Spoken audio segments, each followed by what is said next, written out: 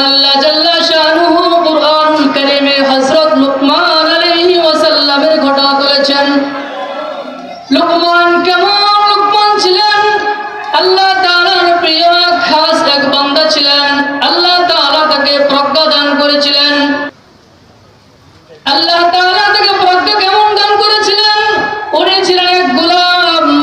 ওনার মনিব একদিন তাকে আদেশ করলো, লুকমান তুমি আমার জন্য একটি দুম্বা জবাই করবা। দুম্বা জবাইয়ের পর ওই দুম্বা থেকে দুম্বার যে উৎকৃষ্ট সবচেয়ে বেশি ভালো এবং দামি উৎকৃষ্ট টুকরাটা আমাকে দিবা। লুকমান আলাইহিস সালাম একটি দুম্বা জবাই করার পর তার হৃৎপিণ্ড তার মনিবের কাছে এনে হাজির করলেন। মনিব আবার